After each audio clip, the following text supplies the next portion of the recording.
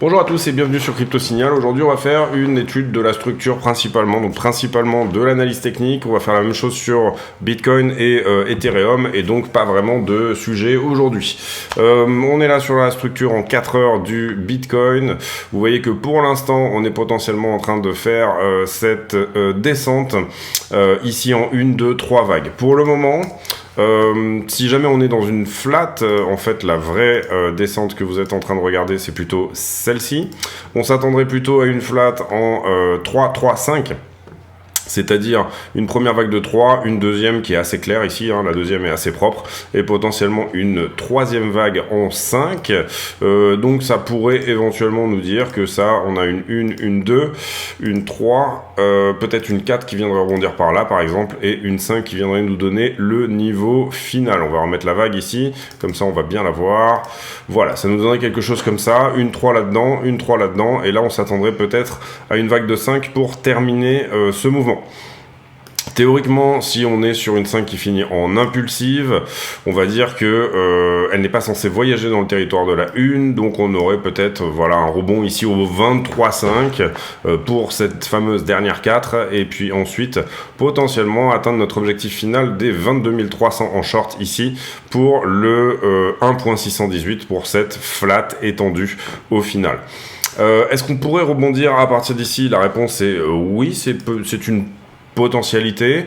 Pourquoi ça? Parce qu'à ce moment-là, si on est dans une structure par exemple peut-être plus complexe, eh bien on voit que si je reporte ce qu'a fait ici la structure au point le plus haut, hein, le 0,618 ici qu'on avait mis en avant, eh bien c'est un point de rebond qui pourrait effectivement se mettre en place ici. On avait montré qu'il y avait un creux ici qui pouvait éventuellement protéger tout simplement le creux suivant, c'est-à-dire pas d'obligation de redescendre tout en bas de la jambe de ce mouvement.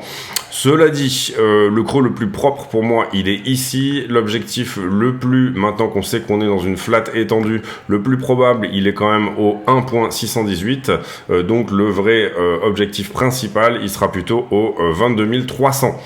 Néanmoins, est-ce qu'on voit des structures de rebond ici? Et je vais enlever les fibos pour vous montrer. Bon, bah déjà, on voit cette trend. Hein. Peut-être que c'est cette trend qui va être un petit peu le juge de paix sur ce mouvement-là. Vous le voyez ici. Et avec 3 touches en haut, est-ce qu'elle va nous donner une 4e? En tout cas, ce dont on peut être sûr, c'est que même si on latéralise en cassant cette trend, on aura peut-être une information ici à la cassure que le prix est en train de se retourner. Hein. Ça peut être, les trends sont des excellents niveaux pour tout simplement essayer de comprendre où on en est par rapport à la structure. Et puis, donc voilà, ça c'est la première chose. Deuxième chose, pour l'instant, on reste sur cet objectif des 22,3 sur ce mouvement-là. La structure en 4 heures est bien entendu, vous le voyez, toujours baissière, c'est-à-dire que pour le moment, on s'attend à faire un plus haut ici qui sera plus bas que le précédent, peut-être ici sur la zone des 23,8 et peut-être potentiellement également quelque part pour un retest de cette ligne de coup là qui pourrait nous emmener autour des 23,433. Bien comprendre également que quand on fait tout ça, si on regarde les choses de manière chartiste, eh bien on a un double top dans un double top, donc des M dans des M. Tout ça est bien évidemment une structure qui est plutôt bearish et les targets chartistes de cette histoire-là, même si je ne suis pas tout à fait convaincu qu'on aille jusque-là, mais c'est tout à fait possible, eh bien c'est la ligne de coup ici reportée au point de cassure, c'est-à-dire qu'on serait sur un retest du creux majeur ici, c'est-à-dire autour des 21 766 pour ce double top là. Donc, si on voit que le prix nous donne, ici, vous le voyez, cette descente, on casse la ligne de coup de ce mouvement-là, hein, à partir du moment où on perd ce point-là, c'est un point relativement important. S'il nous donne un retest et on redégage vers le bas, on peut ici targeter jusqu'au 21,8 pour ce mouvement-là, c'est-à-dire aller chercher tout simplement ce creux daily ici, ce creux majeur très important qui marque la tendance en daily. Donc, à partir de là, bien évidemment, si là, pour le coup, on la perd, on retourne la structure daily. Donc là, c'est des target beaucoup plus basse pour ce mouvement éventuellement. Pour le moment en tout cas on reste là-dessus, c'est-à-dire préservation de la tendance en daily, puisque la tendance en daily c'est une donnée, on la garde. On suit la tendance en 4 heures qui elle est plus ou moins baissière, et puis excusez-moi, Excusez-moi, donc préservation de la tendance du coup en 4 heures, je le disais. Pour l'instant, on garde le fait que la daily est haussière, hein, puisque c'est la structure qui nous est donnée en daily, elle est comme ça. Et puis, on va aller regarder ce qui se passe plutôt sur le 1 heure, 15 minutes. 1 heure, on est toujours plutôt à la latéralisation. Excusez-moi une petite seconde. Donc structure 1 heure, on est plutôt sur de la latéralisation, vous le voyez ici. Pour le moment, j'appellerais même ça potentiellement une compression, hein, voilà. On voit ici que le prix n'arrive pas à faire des plus bas ou des plus hauts, donc on aura ici, vous le voyez, la réponse, une sorte de compression en triangle, comme ceci. En général, ce type de triangle présente plutôt des continuations, mais BTC souvent nous donne des retournements dans ces triangles-là. Ou par exemple, ça peut arriver également, et on parlait peut-être d'un mouvement ici qui nous ramènerait peut-être plutôt... Excusez-moi, je vous nettoie tout ça, qui nous ramènerait peut-être plutôt autour des 23,8, c'est ça que je vous ai dit, peut-être une compression ici en triangle ascendant. Et vous voyez que globalement, si jamais on anticipe ici la figure, hein, et l'idée c'est d'être vraiment créatif, potentiellement si on casse cette figure ici à la hausse, ça nous donne effectivement un retest de ce creux autour des 23,8. On va voir ici ce que ça dit, et par contre, évidemment, dès qu'on perd ici ce plus bas là, c'est-à-dire si le prix décide de faire une continuation baissière sur la structure 1 heure et de faire encore ici des creux et des sommets descendants, et bien à ce moment-là, on aura eu notre réponse, cette compression aura une figure de continuation. Donc ça, c'était pour la 1 heure. Sur la 15 minutes... Sur la 15 minutes, là, à l'instant T, on est plutôt ici, vous le voyez, haussier, d'accord. Même si on n'arrive pas vraiment, pour le moment, en tout cas, à faire un nouveau plus haut sur ce point-là. Mais toujours pareil, on est plutôt en train d'essayer de compresser, vous le voyez, on va dire un point à peu près dans cette zone. Donc pareil, si on n'arrive pas à manger les stops des longueurs, il est possible que ça dégage ici vers le haut également. Donc pour le moment... On va dire que la 15 minutes est plutôt haussière pour moi. La 1 heure, elle compresse. Et les 1 minute et 5 minutes sont plutôt ici, vous le voyez, globalement en latéralisation, mais latéralisation haussière, puisque pour le moment, on n'arrive pas à attaquer ici les creux qui sont les creux précédents. Donc c'est plutôt propre, voilà, vous le voyez ici, et là par contre on n'y arrive pas. Vous comprenez ici que on n'a pas ici pété ce niveau-là. Si on arrive à le péter, à ce moment-là, ça voudrait dire que à court terme, on est peut-être en train de retourner la 5 minutes, la 15 minutes et potentiellement ici en train de plutôt compresser vers le haut sur la 1 heure. Donc ça nous donnerait potentiellement ce petit soulagement haussier au 23,8 qu'on pourrait éventuellement attendre à la perte de ce point-là. On aura notre réponse également, c'est-à-dire que pour le coup, non, ça n'était pas un retournement. On est plutôt ici sur une structure qui continue à être baissière. Le but étant d'être toujours dans la bonne structure. Si vous tradez en 15 minutes, vous devez être dans la structure baissière ou haussière ou retournement de structure en 15 minutes. Si vous êtes plutôt pour du scalping, en ce moment-là, à l'instant T, et je parle de scalping, c'est-à-dire si vous voulez fermer ce trade avant ce soir, personnellement, j'aurais plutôt ici une recherche de longue sur ce type de structure-là, de retournement de structure, entre guillemets, sur le 1 minute et le 15 minutes, sans nécessairement aller chercher un nouveau plus haut, mais quelque part entre 23,5 et 23,8 est une target tout à fait honorable. Peut-être également que, vous le voyez, la trend orange ici, peut-être également que on viendra juste tester la trend à nouveau, c'est-à-dire un rebond non pas au 23,8 mais plutôt au 23,5, c'est-à-dire que au lieu de venir tester le creux majeur qui est ici, on se ferait arrêter sur ce creux-là. C'est pas un creux, c'est un pic, mais vous comprenez ici l'idée. Venir prendre toute la liquidité court terme qui s'est placée sur tous ces niveaux-là, c'est-à-dire casser tous les stops shorter qui sont dans cette structure-là, c'est-à-dire venir prendre globalement quelque chose comme ça, mais ne pas réussir à venir prendre ce petit creux-là et se faire ensuite rejeter. Pourquoi pas ? En tout cas, tous les trades sont bons à prendre. Encore une fois, ici sur un levier, un bon levier, un mouvement de 500 $ sur Bitcoin peut être très rémunérateur et il n'y a aucun problème avec ça. Dans tous les cas, ici, bien entendu, la direction principale, c'est celle de la 4 heures et la 1 heure, c'est-à-dire si vous êtes en position en short, plutôt de préserver vos positions et plutôt tout simplement de jouer potentiellement quelque chose qui pourrait nous donner une continuation, bien entendu, baissière. Ethereum. Ethereum autour des 1600 dollars à présent. On voit également la même compression, on va dire, sur les petites time frames que sur BTC. Sur la 4 heures, on disait qu'on pouvait potentiellement être ici sur une grosse flat dans son ensemble. Donc c'est-à-dire qu'on a plutôt une recherche ici à terme de venir chercher les 2000 dollars tout comme sur Bitcoin. À terme, si on continue la daily, on aura plutôt ici dans l'idée d'aller chercher les 27 700. Mais pour le moment, la bonne direction, vous le voyez, et on est ici sur la 4 heures, c'est bien entendu le short, puisque vous avez ici la perte de ce point-là qui nous dit que la 4 heures s'est retournée. On fait des creux qui sont descendants. On va regarder ici la 1 heure également sur Ethereum, et là vous allez voir qu'on fait que de la price action. La 1 heure c'est la même chose, on est plus ou moins en train de compresser sur Ethereum. La 15 minutes, on est plutôt sur une latéralisation, d'ailleurs une sorte de mini range, là vous le voyez, on est moins sur une compression en triangle que ce qu'on l'est sur Bitcoin. Et sur la 1 minute, on va dire qu'Ethereum est à l'instant T plutôt dans une dynamique baissière, à savoir quelque chose qui nous montre pour l'instant ce genre de comportement, c'est-à-dire je redescends là et je fais un plus bas, etc. et ainsi de suite.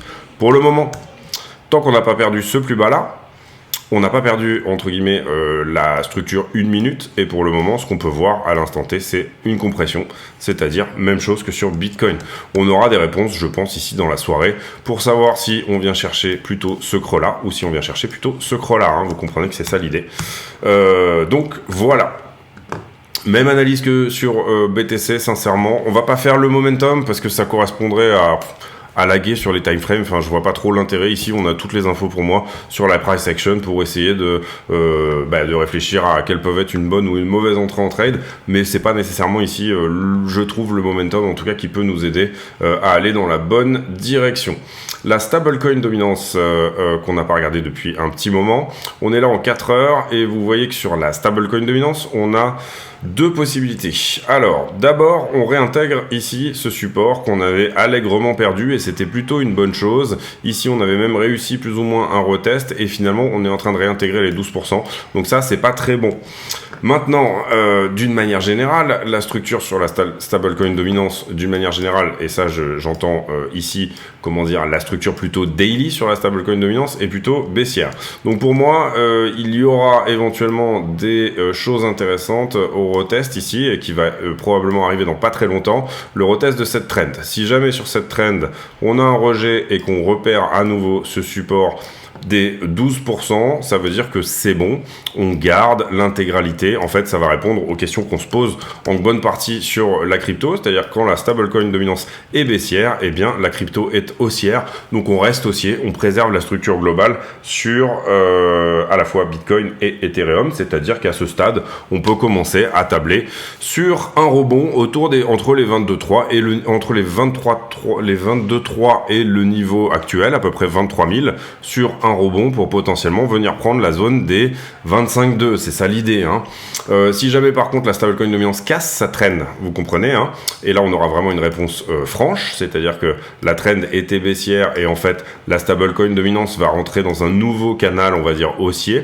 À ce moment-là, eh bien qu'est-ce que ça veut dire? Ça veut dire que la crypto va baisser et on va entamer une longue descente jusqu'au, admettons, 19 000 $. Je pense que 20 500 et 19 000 $ peuvent être des niveaux ultimes relativement intéressants à prendre. 18,5 également, on en avait parlé, mais pour le moment, pour moi, sincèrement, c'est pas la peine encore de parler de ces niveaux-là, puisque tout simplement, dans sa globalité, on n'a pas encore perdu le creux des 21,5 qui pour moi est primordial sur Bitcoin. Donc du coup, soit on se fait rejeter par cette trend ici que vous voyez là, avec pas mal de touches, elle est vraiment très propre sur la stablecoin dominance, soit on arrive à la casser et à ce moment-là, entre guillemets, on reste en short et ça va être un mouvement baissier baissier sur la crypto, beaucoup plus important.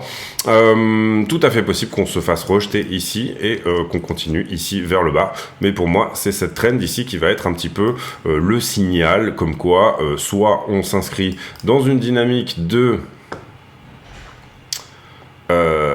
Et bien ici, on a fait une 2, et en fait, on est en train de dévisser ici, c'est-à-dire cette fameuse dynamique de double top sur la stablecoin dominance, et on va revenir faire un tour avec les 40 ou 50 000 dollars sur BTC. Soit si on n'arrive pas à mettre en place ce mouvement-là, c'est tout simplement un range, c'est-à-dire A, B, C, et puis en fait finalement on est reparti ici. Donc tout ça était juste une correction en flat, ABC, et puis ensuite derrière on va venir casser les plus hauts, c'est-à-dire potentiellement être extrêmement baissier sur Bitcoin. Donc je pense que là on aura vraiment cette semaine des réponses là-dessus. Il est aussi possible que malheureusement ça nous donne quelque chose comme ça met du temps à casser, et puis ça envoie, et là pour le coup ça irait dans le scénario de juste prendre les 27, 28 par exemple, et puis ensuite revenir par contre dégager beaucoup plus bas. Beaucoup plus bas, à savoir peut-être potentiellement même perdre Pour moi, pour le moment, j'ai aucune raison de dire qu'on va perdre le niveau des 15 400, qu'on va faire des nouveaux plus bas, etc. Ça serait tout simplement juste tirer des plans sur la comète ou quoi que ce soit. Maintenant, la bonne direction à l'instant T, sur la 4 heures, elle est short. C'est relativement évident de le comprendre. Et voilà, si on arrive à casser ça, elle est d'autant plus short. Si par contre on se fait rejeter ici, il faudra potentiellement juste TP sur ce short et puis retrouver une entrée pour une position longue pour éventuellement venir casser les 27 000 dollars encore une fois, 25,2 déjà, et puis 26, 27, prendre la liquidité en tout cas au-dessus de la figure. C'est probablement la liquidité qui va nous répondre ici aux questions qu'on peut se poser. Donc du coup, on va aller la voir, mais d'abord on va faire les news. Les Américains qui sont autour de 30 ans, qui apparemment sont surendettés un max. La plupart des Américains qui se tournent vers des emplois à mi-temps. Les earnings de Berkshire Hathaway, qui est en fait la firme de Warren Buffett, qui apparemment sont pas très bons. Et rapprochement entre la Chine et la Russie. Ici, idem sur 60% de l'équipement militaire, 60% des fournisseurs d'équipements militaires pour l'Ukraine ont accepté la crypto. Apparemment, c'est un des ministres ukrainiens qui dit ça. Donc, cas d'usage pour la crypto. Il faut aller très vite pour acheter du matériel militaire. Et du coup, apparemment, le système bancaire n'était pas capable de suivre. Et donc, du coup, la crypto a permis d'accélérer là-dessus. Ici, pas grand-chose sur CoinDesk. Sur The Block, pas grand chose non plus. Ici, une grosse vente de NFT apparemment. Ça, c'était sur Cointelegraph. Ici, pas grand chose également sur nos amis de bitcoin.com. Ici, on revoit Berkshire Hathaway qui apparemment ont perdu 8% sur leurs earnings dernièrement. Semaine prochaine, il n'y aura pas énormément de choses à regarder. Enfin, en termes de news économique, on ne sera pas sur de la grosse semaine, au sens où on aura la balance commerciale des États-Unis, confiance des consommateurs, l'ISM. Si l'ISM peut être, ça va pas forcément orienter le marché, mais ça peut être un chiffre intéressant à regarder. Ça sera mercredi. Et puis des news sur le marché de l'emploi également jeudi. Mais oui, l'ISM, c'est l'index de manufacturing, c'est-à-dire plutôt un index, on va dire, industriel. Voilà pour les news. Vous voyez qu'on est allé vite. On va envoyer la page de pub et ensuite on va se faire la partie liquidité. Allez, on y va pour la page de pub. La chaîne est partenaire de deux exchanges qui sont Bybit et BitGet. Ces deux exchanges ont fait leurs preuves, ils sont suffisamment liquides à mon sens et ils ont également d'excellentes preuves de réserve. Comment on passe par le lien de la chaîne pour s'affilier sur un de ces exchanges? Tout simplement, on va sur la vidéo, on clique sur la description de la vidéo et là vous aurez trois liens importants. Le premier étant l'accès au Discord, le serveur qui nous permet de communiquer. Le deuxième étant les liens d'affiliation ici que vous voyez sur Bybit et BitGet. Lorsque vous cliquez sur un de ces liens, vous allez tomber sur une page qui ressemble à ça, et là vous allez cliquer sur s'inscrire. À partir de là, vous aurez de toute façon accès au moins 15% sur vos frais de trading, quoi qu'il arrive. Pas besoin de faire le reste, on va dire. À partir de là, vous serez de toute façon affilié. Mais vous pouvez éventuellement aller plus loin. Vous pouvez aller plus loin en tout simplement, une fois que vous êtes connecté, votre page de connexion, elle ressemble un petit peu à ça. Et là, vous allez passer votre souris sur votre icône de profil, et ça va vous afficher un numéro qui s'appelle le User ID, le UID. Vous copiez cet UID et vous venez sur le le Discord. Vous présentez ici. Nous, notre Discord, il faut se présenter à l'entrée, c'est-à-dire qu'il y a un filtre, on filtre les gens de manière à éviter les scams et les bots et pour donner des rôles aux gens, c'est-à-dire est-ce que vous êtes plutôt trader, débutant, affilié, etc. Une fois que vous aurez fait ça, vous allez dans le salon demande affiliation et dans le salon demande affiliation, vous allez pouvoir poster votre UID. Et votre UID sera validée ou non comme étant une UID qui est tout simplement affiliée à CryptoSignal. Ensuite, vous aurez accès à un salon privé qui s'appelle Section Affiliée, dans laquelle je poste des graphiques et je poste des analyses, etc. exclusives sur ce salon. Il y a aussi une possibilité de participer à un tirage au sort. Pour participer à ce tirage au sort, il faudra également déposer 100 USDT, en plus de s'inscrire et de faire toutes ces démarches-là, déposer 100 USDT sur un de ces deux exchanges. À partir de là, l'exchange me le dira et ils me diront que vous avez, entre guillemets, le statut de super affilié.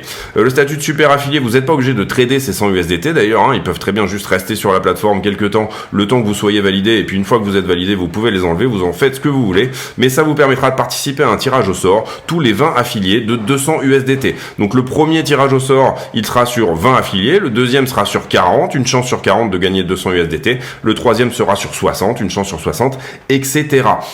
Donc voilà, écoutez, si ça vous intéresse, n'hésitez pas à passer par ces liens, et puis on revient à la vidéo. Merci de votre attention. Donc qu'est-ce qu'on a liquidé hier? 52 millions, donc une journée plutôt morne en termes de liquidation. Un tiers du tout a été liquidé sur Bitcoin et seulement 4 millions sur Ethereum, donc 10%. Toujours regain d'intérêt, on l'a vu, vers les coins plus ou moins axés asiatiques, Philcoin, Coinflux. Voilà, on a quand même pas mal de coins ici qui sont plus ou moins des coins asiatiques. On a liquidé principalement du long, vous le voyez ici sur les dernières 24 heures. Le carnet d'ordre, on a un petit peu des ordres ici qui se sont faxés, on va dire, sur le rebond. Donc depuis qu'on a fait ce plus bas là, il y a quelques ordres qui sont effectivement à peu près 350 bitcoins, quelque chose comme ça. Principalement là, moi ce que je regarde, c'est qu'on a 1000 bitcoins à l'achat au 22 228, donc ça pourrait ici aider à trouver, en tout cas ce mur d'achat pourrait tout simplement aider à trouver un point bas sur ce mouvement. Sur la liquidité des leviers, on est ici en 5 minutes, vous voyez qu'on a pris ce point-là. On avait ici pas mal de shorts qui s'étaient ouverts, ça explique le mouvement où on est venu reprendre également ici. Ici, pareil, j'ai un prix qui augmente, mais un niveau de funding qui, lui, descend. Donc ça, c'est une anomalie, ça veut dire que j'ai beaucoup de shorts à venir prendre sur ce point-là, 23 325. Et puis à partir de là, on commence à engranger plutôt du long sur ce mouvement là. Donc en fait on avait un point de long à prendre ici au 22,8. Ce qu'on va faire, c'est qu'on va le mettre au point le plus bas parce qu'il y en a certainement ici qui sont quand même garés sur ce niveau là, mais le niveau a été pris, vous le voyez, depuis. Et puis ici j'ai plus ou moins quelque chose de normal, c'est-à-dire une latéralisation du funding avec une latéralisation du prix, légère augmentation de l'open interest, donc ça veut dire qu'on a et du long et du short en bas. Donc pour le moment, voilà, l'analyse elle est plutôt basique ici. Sur la toute fin de structure, là, qu'est-ce qu'on a vraiment à la fin? Globalement, c'est plutôt propre aussi, vous le voyez que ça se suit, là, on a cette augmentation, tout suit un petit peu le prix, donc ça va, c'est plutôt normal. Donc un fort niveau à prendre au 22,8 et un fort niveau à prendre au 23,5. Pour moi, ça donne ça sur la liquidité sur BTC. Sur le Ethereum, et on a fait un petit tour dans le funding négatif, ce qui n'est pas forcément une mauvaise chose. Sur Ethereum, même chose. Globalement, on va regarder les niveaux qui ont été pris et vous voyez que c'est super propre là pour le coup, avec deux niveaux d'arraché ici et là, puisqu'on est venu au 1579. Ce niveau-là a été pris également. Ici, on a un prix qui augmente fortement, mais le funding n'augmente pas. Qu'est-ce que ça veut dire? Ça veut dire que, en effet, on a quand même ici un niveau de... donc, on devrait ici augmenter. Donc, vous le comprenez, fermer du short. Donc, je devrais avoir un... Fermer du short, oui, c'est ça. Donc, je devrais avoir un niveau de funding qui augmente. Et ça n'est pas le cas. Donc, concrètement...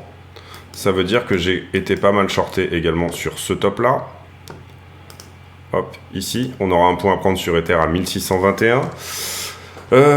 Ensuite, le prix descend ici, mais le funding a plutôt l'air de latéraliser. Donc, qu'est-ce que ça veut dire? Ça veut dire qu'on engrange du long. Donc, c'est un peu la même analyse que sur BTC, sauf que vous le voyez sur Ether, ce niveau de long, il n'est jamais vraiment attaqué comme il devrait. contrairement à Bitcoin. Donc là, pour le coup, on va considérer qu'il est au plus bas, c'est-à-dire ici. Mais là, pour le coup, on n'arrive pas vraiment à péter ce niveau, à venir chercher tous les stops sous ce niveau-là. Donc on a un niveau également conséquent au niveau des longues. Ici, grosse clôture. On fait un tour dans le funding négatif. Ensuite, j'avais enclenché beaucoup de longues, mais vous voyez que les niveaux, on est allé les chercher. Ici, c'est relativement normal, même si on enclenche plus de long que de short, mais c'est ce niveau-là, là, du coup, qui va faire légion pour le moment. Ensuite, ici, on clôture pas mal de longs sur ce mouvement-là, ça nous emmène dans un funding négatif sur Ethereum. Pareil, ça reste un peu dans la normalité du mouvement. Et là, par contre, qu'est-ce que j'ai ? J'ai effectivement un prix qui est plutôt à la descente pour moi et un funding qui est plutôt à l'augmentation, donc ça veut dire que ce niveau là on peut le mettre en 2 pixels, on est fortement longué sur le niveau des 1591, donc voilà, ici pour moi, si on veut qu'Ethereum vienne chercher les 1621, il faudra peut-être descendre et passer sous les 1400, 1500 pardon, 1600, peut-être même venir chercher éventuellement ce niveau-là. Est-ce qu'on est extrêmement longué sur ce niveau-là ? La réponse est un tout petit peu, mais c'est pas énorme, mais on peut quand même le considérer comme un niveau de long. On va le mettre en 1 pixel et on va le mettre en trétillé. Comme ça, on comprend que c'est un niveau qui est pas extrêmement important. Donc voilà les niveaux sur Ether pour le coup. Ether qui a effectivement des choses à venir chercher à la fois en haut et en bas. Peut-être que la map de liquidité peut nous aider ici à trouver une direction. Pour le moment, sur les 5 derniers jours, étant donné que le prix est descendu, on a accumulé énormément de shorts. Pareil, vous le voyez ici, ces grosses positions, à part peut-être celle-ci un petit peu, mais en tout cas celle-là n'a pas été nettoyée. Position à 33 millions sur BTC et qui se trouve à peu près à 23,3. Si cette position s'est ouverte en levier x25, ça nous donnerait 24 000 $ pour un retracement haussier, mais à l'instant T, sur la toute petite zone qui est là, proche du prix, j'ai pas énormément de choses à venir chercher. Pourtant, sur le delta global, on voit qu'il y a 14 milliards désormais de positions leveragées, éventuellement à venir chercher en haut sur Bitcoin, et on voit que le gros des positions se trouve à peu près aux 25 000 $. Donc est-ce que ça pourrait nous donner du jus pour essayer de revenir tester le plus haut ? Tout de suite, je sais pas, mais en tout cas, à un moment donné, oui, il faudra potentiellement peut-être y retourner. On pourra aussi laisser gagner éventuellement ces shorters et laisser gagner tout ce monde-là. Ici, pareil sur Ether, vous voyez par contre qu'on a potentiellement liquidé la grosse position qui s'était ouverte ici à 15 millions $. On l'a potentiellement liquidé sur ce up-là. Donc en l'occurrence, Ether, du coup, qui affichait plutôt un niveau de cumul à 5 milliards et qui désormais affiche un niveau à 4,9 milliards. Donc pourquoi pas. Si on doit aller chercher ici la zone très dense, c'est 1007 sur Ether, on va dire le niveau. Si on doit aller chercher la densité dans le bas, en bas du mouvement, c'est plutôt les 1550. La 12 heures sur Bitcoin, elle est à la fois mitigée, mais pour moi, elle est quand même plus prononcée sur le short. Donc, peut-être un rebond, encore une fois, ici, dans l'idée. On est peut-être sur un point intéressant pour rebondir. C'est peut-être d'ailleurs ce que nous dit le prix pour ce week-end. Si on regarde la 7 jours, la grosse zone de densité, on voit qu'elle est ici à 24-25. Et la petite zone de densité qui est quand même plus proche du prix. Donc, on pourrait avoir ici tendance à plutôt se dire on va perdre ce range-là, ici, vers le bas, pour venir prendre les 22 en l'occurrence. Moi, vous le savez, j'ai un niveau préférentiel au 22,3 parce que ça correspond très bien avec des target chartistes, des Fibonacci, voilà, pas mal de choses aussi, et les objectifs en Fibo d'une flat étendue. Mais on commence ici à accumuler pas mal de liquidités jusqu'à 25, en gros 25, 25,5 ici. Je m'attendais à ce que la zone des 27 potentiellement jaunisse un peu plus sur ce type de mouvement et ça n'a pas été le cas pour le moment. Ethereum sur la 12 heures, même analyse que Bitcoin, pas mal, enfin on a eu quand même quelques longues ici qui sont rentrées sur les 12 heures, les 12 dernières heures, mais on avait vu que sur la 7 jours, Ethereum était quand même pas mal shorté. Vous le voyez ici, et que la grosse zone de liquidité, elle est plutôt effectivement au-dessus des 1750. Maintenant, ça ne veut pas dire qu'on ne va pas défoncer ici toute la zone et venir chercher les 1480 avant. Ici, encore une fois, on pourrait aussi liquider un peu de ces gens-là. Peut-être qu'une partie a descendu leur stop sur les shorters, et peut-être que du coup, ça permettra d'alléger une bonne partie du mouvement, parce que ces gens-là, bien évidemment, il y en a une partie qui ont TP, et il y en a une autre partie qui potentiellement a descendu leur stop, et donc du coup, qu'on sortira sortira si jamais on fait par exemple ce fameux petit rebond dont on parlait au 1620. C'est tout à fait possible ici que le prix vienne juste entre guillemets nettoyer ces shorters résiduels, on va dire les plus prudents, ceux qui font évoluer leur stop loss vers le bas et qui ne sont pas nécessairement dans une recherche de position entre guillemets stable, position stable étant j'ai ouvert une très belle position en levier 100 par exemple, et du coup je cherche à la faire travailler pour moi pendant toute l'année, hein. C'est ça, vous comprenez que vous avez des petits scalpings qui peuvent se transformer en trades de position, et ces trades de position peuvent être tenus pendant 4, 6, 8 mois et faire vivre un trader justement parce qu'il a la bonne entrée, la bonne position, etc. Et donc du coup, admettons ici par exemple que vous aviez ouvert le bon short pile poil au 25, vous aviez gardé cette position, vous n'avez pas ici froncé sourcils sur ce retracement haussier par exemple, et que admettons le Bitcoin retourne à 18-19 000 $, vous comprenez que pendant plusieurs mois vous allez pouvoir vivre sur une position et vous allez donc du coup tout simplement effectuer un scalping qui se transforme en trade de position et qui du coup vous allez juste de temps en temps TP 4-5% de la position et ça peut vous faire bouffer pendant un certain temps. Donc voilà, ici vous avez les deux catégories, on va dire. Si jamais par exemple on a des gens qui ont fait évoluer leur stop loss ici sur la descente, ce petit retracement peut potentiellement en sortir une partie. Et donc du coup alléger le prix, et à ce moment là on recontinuera en bas puisque effectivement il y a de la liquidité en bas. Si jamais en revanche la majeure partie qui se trouve ici sont plutôt des traders effectivement de grosses positions et qui vont venir essayer de défendre cette position là pour pouvoir la garder pendant X temps jusqu'à une descente plus importante, à ce moment là le prix soit viendra les sortir, c'est-à-dire il viendra faire effectivement ce mouvement ici à 26,5, 27 admettons, ou alors tout simplement ces gens-là auront l'argent pour défendre ici ce fameux double top. Il faut savoir que le double top, il nous donne un timing de retournement, hein. C'est un retournement, hein, un double top, surtout que là il est au dollar parfait, il est vraiment pile poil, ce double top, il est extrêmement propre. Donc ça nous donne effectivement un positionnement plutôt baissier à ce stade, mais ça nous donne aussi l'idée que ce top là devra être à un moment donné retesté. Il a été par 2 fois défendu, donc il y a beaucoup de liquidité au-dessus, donc c'est une poche de liquidité dorénavant, et elle est 2 fois plus importante. Si vous laissez comme si c'était au carré, c'est comme si par 2 fois il y a eu des positions qui ont pu s'ouvrir dans cette zone, et donc du coup ça nous donne effectivement une poche de liquidité en short. La question c'est à partir de quand on se retourne, tout simplement sur ce mouvement là, à partir de quel moment on vient la chercher cette poche, si on vient la chercher, encore une fois, il n'y a pas de certitude ici, quel va être le jus du marché et quel va être le sentiment sur ce moment là. Pour l'instant, moi, ma direction privilégiée, ça serait plutôt ici un retracement autour des 22,5, potentiellement les 22,8 pour combler le gap, le fait que le fair value gap ici, c'est-à-dire le prix a délivré très vite dans cette zone, donc on pourrait s'attendre éventuellement à refaire un retest de ce niveau-là pour ensuite avoir une continuation baissière à minima jusqu'à notre objectif principal. Donc, si jamais la structure se retourne effectivement, et si vous avez le temps de rester devant les écrans et d'essayer de trouver, là on a des petits signes de retournement quand même, je vous l'ai montré sur la 1 minute, la 5 minutes et la 15 minutes qui sont en train de changer de caractère, si vous avez ici les bons signes au bon moment, que la compression va, par exemple en triangle, va dans le bon sens pour vous, etc., ici un long pour juste un retracement est plus ou moins un trade qui est pas trop mauvais à prendre, au sens où la liquidité nous donne ce mouvement, nous dit oui, potentiellement qu'il y a du monde à sortir, et 2, la structure en 1 minute, 15 minutes, et potentiellement du coup ça sera le cas pour la 1 heure, si jamais on arrive à retourner ces 2 structures là, pourrait nous donner effectivement soit un retest de cette trend baissière, soit tout simplement un niveau plus important pour ensuite redégager vers le bas. Si jamais on ne redégage pas vers le bas, ça veut dire que tout simplement cette flat est terminée, ce qui est tout à fait possible également, c'est-à-dire que là on avait eu la fin de cette correction en 3 vagues ici, et que à présent on sera plutôt dans un niveau d'attaque de 25,2.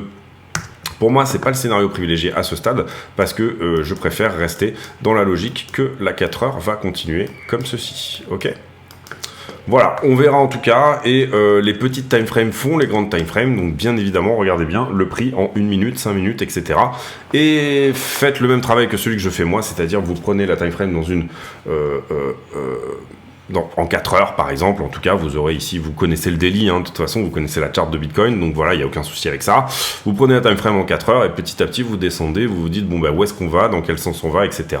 Le but étant de dire encore une fois que le mouvement va plutôt continuer comme hier que se retourner nécessairement comme demain. Mais les moments où vous avez ces petits retournements de structure sont extrêmement importants pour avoir le meilleur point d'entrée possible si jamais éventuellement vous devez jouer cette position, comme quoi on a ici on va avoir une chasse au stop au-dessus des 25,2. Vous comprenez qu'ici rentrer à 23 c'est un niveau d'entrée qui est vraiment excellent pour éventuellement jouer ce trade. Donc moi j'aime bien trader les retournements et dans les petites time frames, parce que ça m'assoit sur des positions plus importantes après, et donc du coup effectivement c'est un petit peu un anti-stress que d'avoir le meilleur point d'entrée possible. Vous savez entre guillemets que votre stop loss est vraiment ici tout en bas de la structure et vous n'êtes pas ici au milieu de rien, par exemple comme si vous étiez rentré ici ou là ou voilà au milieu d'un mouvement. Donc ça c'est quelque chose qui a trait plutôt aux scalpers encore une fois et aux gens qui tradent de la haute fréquence, des toutes petites time frames. Je comprends ici que pour ceux qui, on va dire, sont plutôt sur du swing ou sur du trade, il n'y a rien d'autre à faire ici que de rester en position, bien évidemment. Donc voilà, c'est toujours une histoire de calibre, encore une fois. Comment vous calibrez votre time frame et dans quel moment vous pensez que... dans quelle temporalité vous pensez que le prix peut se retourner ou pas. Donc voilà, pour moi, c'était scénario privilégié, continuation baissière à minima jusqu'à 22,3, potentiellement jusqu'à 21,5. Ça, c'est mon scénario privilégié. Si aujourd'hui, il y a retournement structure, on recommencera à se poser la question à la cassure de cette trend, si jamais elle casse, et qu'effectivement, par exemple, on vient chercher les 23,8, il y aura peut-être des questions à se poser pour éventuellement préserver ce trade et essayer de jouer un retournement de la structure plus important. Et puis, la liquidité, effectivement, nous dit quand même que c'est plutôt ici qu'il y a beaucoup de shorts, et elle nous montre effectivement qu'il y a du long, c'est-à-dire surtout sur ce niveau-là d'ailleurs. Si je me souviens bien, quand on avait regardé... celui-là n'était pas incroyablement longué, mais celui-là était un petit peu longué. Mais par contre, elle nous dit qu'il y a énormément de monde qui est ici rentré en retard et potentiellement même sur ce niveau-là. Ici, il me semble que c'était ça. Donc du coup, voilà. Écoutez, pas beaucoup plus à dire. Je vous ai donné ma direction préférentielle, je peux tout à fait me tromper ici, et principalement une bonne partie des réponses auront lieu dans la compression actuelle du prix qui se fait en triangle actuellement, et voilà, quelle est la trend qu'on va casser sur ce triangle. Est-ce que ça va être plutôt, est-ce qu'on va casser plutôt en haut ou plutôt en bas? Pour moi, il y aura déjà ici un bon début, en tout cas, de prise de position à faire sur ces niveaux-là. Je vous laisse là-dessus, j'espère que cette vidéo vous a plu, si c'est le cas, n'hésitez pas à le dire. Venir nous rejoindre sur le Discord, éventuellement mettre un like, etc. J'ai pour habitude en fin de vidéo de poser une question à la con. Et la question à la con d'aujourd'hui, elle va être sur les voitures. Est-ce que vous êtes plutôt citadine, berline, SUV ou voiture type exotique, genre Youngtimer, ou alors voiture de collection, ce genre de choses, ou voiture un peu typée différente, pick-up, ce genre de choses. Voilà, allez-y, quel est votre style de voiture entre guillemets préféré? Ça sera la question du jour. Je vous souhaite à tous une très bonne journée, merci de m'avoir écouté. On se retrouve demain pour un nouveau point météo sur le Bitcoin, avec peut-être que demain on traitera ici un sujet un sujet en plus grande sur le, enfin un peu plus en profondeur. Voilà. Bonne soirée à tous, on se retrouve demain, à bientôt.